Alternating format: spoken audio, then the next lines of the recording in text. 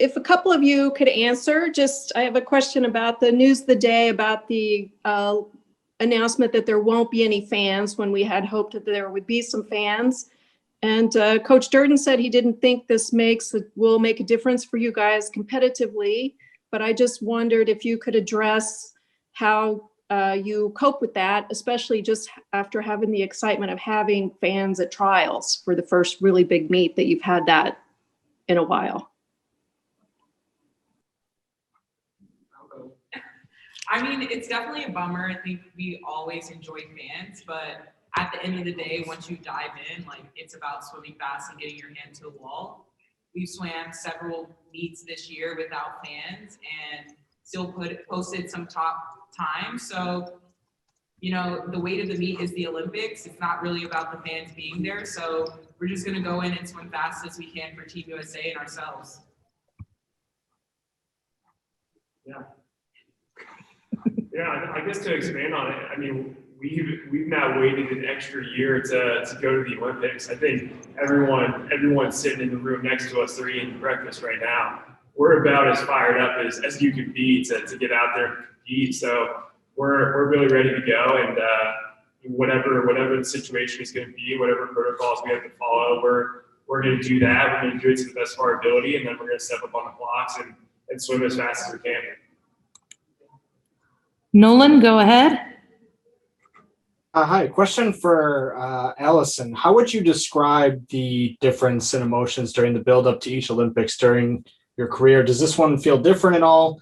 More nerves now because there's more history in front of you, or there are less nerves now? How does that kind of play out as your career's gone along? I've always described it as being different. I mean, each year, I think we grow emotionally, mentally, physically, and so each year is going to be different. So of course, every 4 years is going to be different. This is definitely different than any of the other three with the restrictions we have and having another year in between, 5 years instead of 4 years.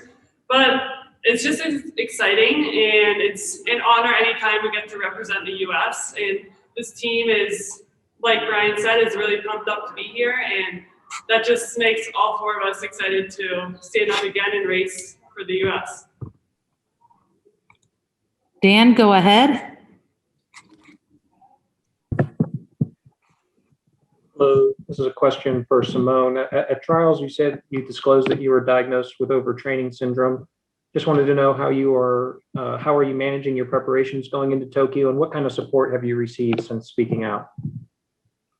Yeah, I'm managing it the same way that I did before trials. Just trying to continue to get as much recovery as I can, as much sleep as I can. Obviously, making sure my nutrition is good, but going hard in practice when I need to, but also backing off if I need to as well. So not, stepping on the gas too hard just because I made the Olympic team. I know that I still have to take care of my body in the best way so that I can perform well in Tokyo. But I've gotten a lot of support from people. I've gotten messages from people telling me that they have, experienced overtraining syndrome and maybe didn't know it. And I think it's a conversation that I would obviously love to have in more depth once I'm kind of done with this season, but it's nice to have support from so many, whether they've dealt with overtraining syndrome or not. I think as athletes, we know what it feels like to not perform at your best, but know that you're capable of more. So I've experienced a lot of support from people who may have not experienced overtraining at all. And it's awesome to just kind of have people rally around me and really want the best for me. Craig, go ahead.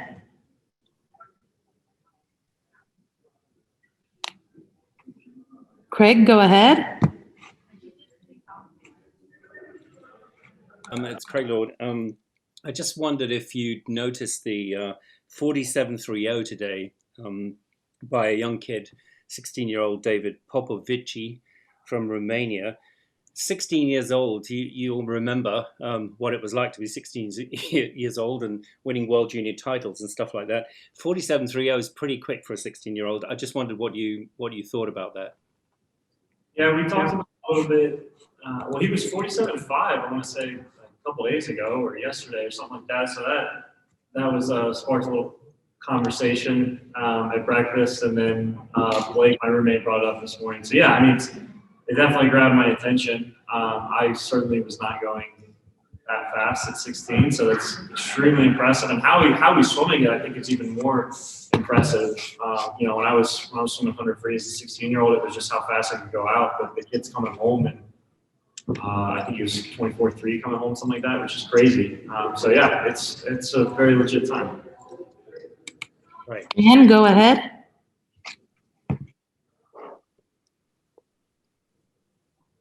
There's a moment involving a captain that you remember from previous Olympics, and how much did that shape you as a leader, and now that you guys are captains? Sure. I'll take the first bit. I think I mean my only Olympic experience so far was the 2016 Olympics, and on the men's side of that meet we had three great captains in Phelps, Tony Irvin, and Nathan Adrian. And I think what's really interesting about leadership is there's an infinite number of ways to lead. Each of those guys did it in a different way, and I think it's really important to kind of lean into that. Like every guy in the room next to us is going to respond a little bit differently to hearing different voices. And so I think kind of my goal as a leader is to make sure that the people sitting up here are not the only leaders. We want 50 plus leaders on our team. We don't want 4 leaders and 40 something followers. So that's my main goal, is just everyone feel comfortable leading throughout this entire trip. Yeah, I think all of us have had a great group to look up to. I mean, same thing, my first games was Rio, and just watching how these guys would lead the team through every national team trip, every world championships. That's why, I mean, I said this at trials, I was not ready for a team without Nathan. Just the way he carries himself and the way he carries the team, he allows anybody to be able to step up and be a leader in the team. And I'm hoping I can do that part as well. I think a lot of pride in the title that I'm carrying as being the team captain, and I want to make sure I do it correctly. And I don't just want to, rush my way through this or bullcrap my way through this. I want to do my part for Team USA and for the other people next door. Laine, go ahead. Hey there. This question is primarily for you, Allison, because I think you were the only member of this team, and definitely the only member of the group up here that remembers this. But in previous training camps, we've seen some team bonding come together over those kind of silly "call me maybe" videos or things like that. And I'm curious, what have you been doing to unwind in Hawaii, given that there is a lot more strict protocols with COVID, and for any of the captains, just kind of how has that been trying to bond when there is sort of a weird, I guess not even weird, a pandemic floating around you still? Yeah, we've definitely had some restrictions in different times, but we're still able to come together as a team. I mean, we wear masks, walking around, we're tested a few times throughout this camp, and as we go into Tokyo, we'll be tested more. But we're still able to cheer for each other, support each other during the training session, and then when we come back, we're able to play some games in the hallways and get to know each other that way. Pat, go ahead. Yeah, question for Allison. What's it like at age 31 to have 10 teenagers on the team with you? I mean, sometimes I feel like I'm still a teenager. I guess at heart I may still be a teenager, but it's definitely, it's fun to see their excitement and joy and how everything's new. I guess I can kind of compare it to when I saw the little Phelpses, Boomer, Beckett, and Maverick, seeing things for the first time and the excitement that they have. See that excitement that these teenagers have on this team is a pretty cool feeling. It makes you excited. I've had a few people ask me if it's still exciting to be on the Olympic team for the 4th time, and I don't think that joy or honor is ever lost. It's just as exciting every single time, and it's even more fun to see new faces and the excitement and joy that they bring to this team. Christine, go ahead. Hi there. Good to see all of you. Thanks for doing this. Curious for all of you or a couple of you. Are you paying attention to the news in Tokyo? Are you aware of what's happening? Obviously, you've been asked about not having fans, so you know that that's the news today. Obviously, you're very focused on swimming and doing the best that you can at the Olympics, but how aware are you of all the problems and the issues right now in Tokyo? I think a story that comes to mind, we had a Zoom call with Michael a couple days ago, and he was pretty adamant and repetitive on controlling the things we can control. Right now, the goal for everyone on this team is to swim fast, and to control what we can control, and doing so towards that goal. I fully trust the team that we have here, Team USA, the staff, that they're going to take care of us, that we're going to be safe. So I know there are things going on. Yes, I'm aware of them, but I don't want them to zap energy from me, because the goal at hand for me is to swim fast and to represent the US the best I can. So anything outside of that is in some way, shape, or form a little bit irrelevant. So I'll leave the problems up to people that can control them, which is primarily the staff, and leave up to the athletes to swim fast. Karen, go ahead. This is the perfect follow for Caleb and Ryan. When Michael spoke to you, did he impress upon you the importance of continuing the 400 medley relay winning streak in the Olympics? And I know you guys are recent arrivals to that legacy, but do you feel the pressure of all those previous teams that have been victorious as you go into Tokyo? Thank you. He didn't say a single word about it. I think every relay and every event carries history, especially with the United States and the swimming history that we do have. It doesn't fall on one event. Yes, I'm aware that the United States has never been beaten in that relay. And I'm aware there are some extremely fast countries with a really good group of 4 guys. But right now, that's the very last event of the meet. Yes, we're going to be ready for it. Yes, we're going to be confident heading into it. But Michael didn't say anything about it. We're going to take one task at a time. But every relay, every event has history behind it. And we want to step up and do the best we can, not just put everything into one event. Michelle, go ahead. Hi, this question is actually for all 4 of you. I know that there were a handful of events added to the Olympic program this year, but if you could add an additional event to the Olympics lineup, what event would you add? I mean, I would want to add the 100 IM short course. I think that's a really fun event, but obviously we never worked at the Olympics because we're going in a 50-meter pool. I'm pretty fine with how it is right now. I mean, I don't know. You can add a bunch of weird stuff, but the way it's set right now is how it's always been, so I'm all right with it. Oh, is everybody? Maybe the 150 freestyle. Yeah, it's a solid stopping point. Or maybe the other mix. Well, they do have the other relay, but like you said, there's enough things to swim. Like, we're good. What about you, Schmitt? It's your turn. 50 breaths? Exactly. I think I did really well on that one. Lily wants With to 50 dolphin breaths. kick. I do dolphin kick, everyone else does breaststroke. Peter, go ahead. Yeah, this is for either Simone or Allison. I wanted to ask about Tori Husk and just what's jumped out to you about her personality so far, and then how impressive just was the 100 fly swim that she threw down at trials a few weeks ago. Well, Tori's been in my training group, so it's just been awesome to not only train with her, but get to know her. She's intense. Like, she's very fierce, and I like it. She definitely, puts a lot of emphasis into her training and her preparation, and that's just awesome to see.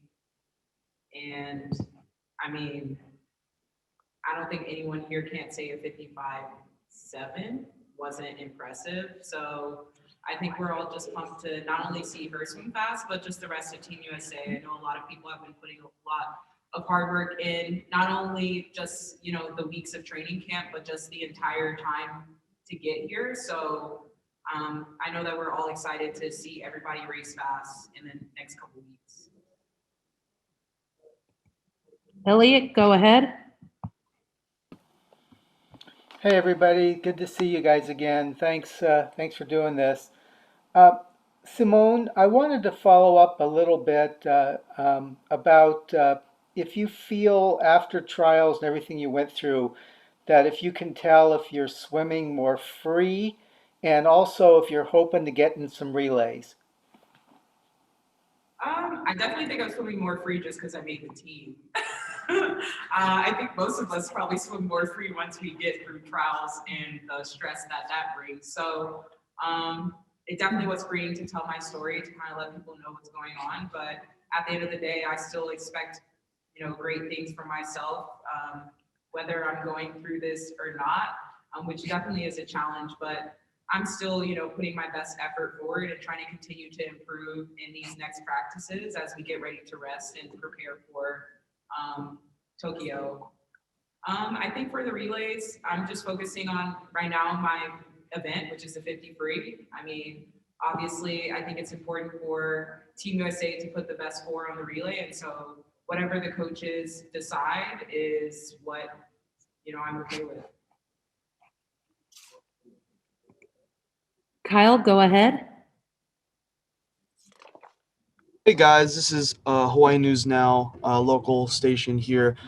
This is kind of for all you guys. Just talk about the experience you guys have had here on the islands throughout your last couple weeks, just training here. If you guys got any fun activities while not training, and then just today at Punahou, for some of you guys, just having those kids and those fans there for what might be the last time you guys have in-person fans before the games. Yeah, it's been great. I mean, we've been limited, as you, I guess, can guess. We can't be going out and surfing or really doing anything. I went to the beach once, and it was just for a couple minutes. So the goal at hand is to swim fast.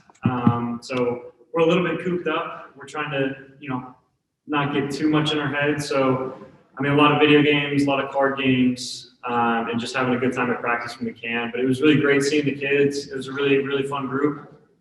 We had a couple people going fast, so they got somewhat of a show, or maybe it was just MA. I'm not sure. I was not. I went fast. Simone went fast today, so they got to see something. A couple people got to put a show on, but it was nice seeing them and being able to interact. I think it's really a pretty place to be, and to wake up and see Diamond Head in the ocean is, I mean, I wake up with a smile every time I see that. It's beautiful, and the people have been very gracious to us and been very kind with lending their facilities to us, and having the people there cheering. It was, like Caleb said, we won't be able to see that in Tokyo, so that was exciting to get that energy bottled up now. Henry, go ahead. Yeah, Henry Bushnell from Yahoo Sports. Question for Allison, following up on Pat's question from earlier about all the teenagers on this team. In getting to spend some time with them at camp and bonding, is there anything that has struck you, like any generational differences that have just made you realize, like, wow, some of these girls really are young? I haven't really noticed that. I mean, I haven't really got into TikTok, so some of them teach me about TikTok. I guess that's the biggest thing, but no, I feel like among the team, there's some, I mean, Katie has a 29-year-old brother, so she has seen all the generations. Katie Grimes has a 29-year-old brother, so, I mean, I don't feel like there's a time when I'm like, wow, you're really young, or wow, was I like that at that age? But like everyone up here has said, I think the team has been getting to know each other, getting close, and most importantly, excited for this upcoming month or a few weeks. Aishwarya, go ahead.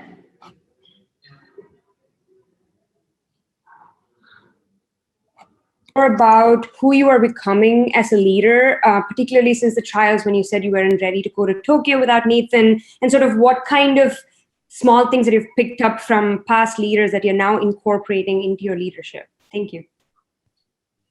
I'm sorry, I think we might have missed who this question was directed to.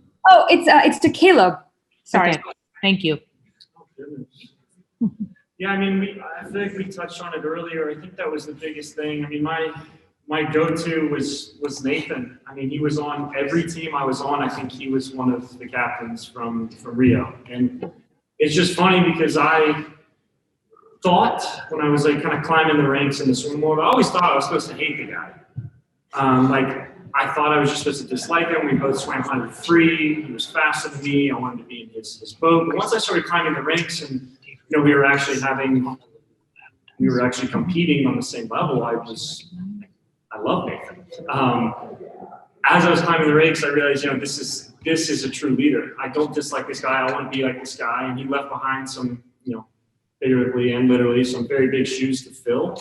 I do wish he was on this trip, but I feel like he set me up enough with how he kind of brought me under his wing from 16 and on, 16, 17, Panpax, Gwangju in 19. Every trip I had with him, just the way he carries himself.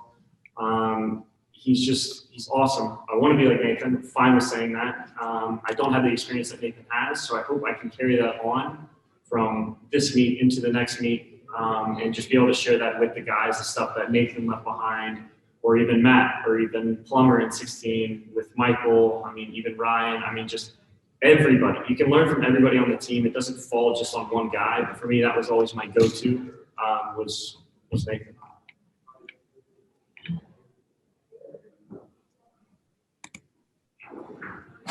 Okay, we've got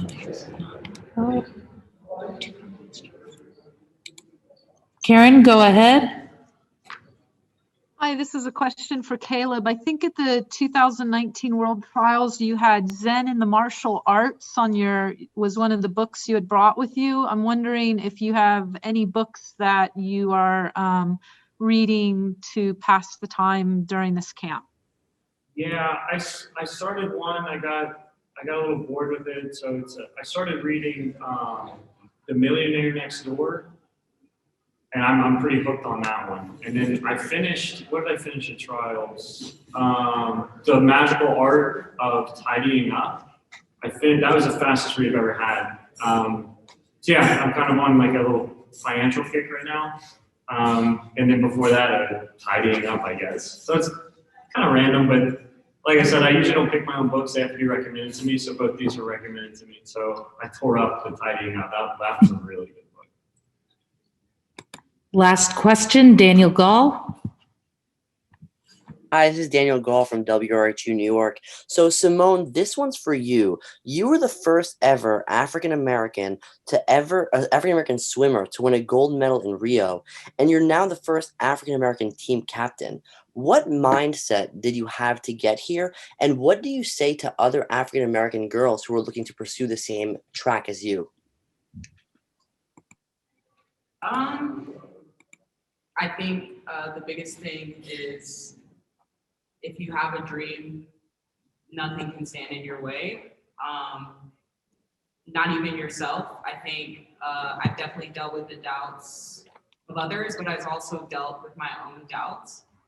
And it's extremely important to always keep your goals at the forefront, but also your passion for what you do at the forefront. I think that it's easy to kind of lose your passion for things when other people, tell you what you can and can't do. And I've dealt with that throughout my career. I still deal with it today, but at the end of the day, I love this sport. I love swimming. I love competing. I love the people I meet through this sport. I love, or I'm humbled by the fact that I can inspire others. And so, those are things that help me realize my purpose in this sport while doing something that I love. And I think that would just be the advice that I have for others is if you have a extreme passion for something, make sure you keep that fire burning and you don't let anyone else extinguish it, even yourself. Mic drop. Mic drop. There you go.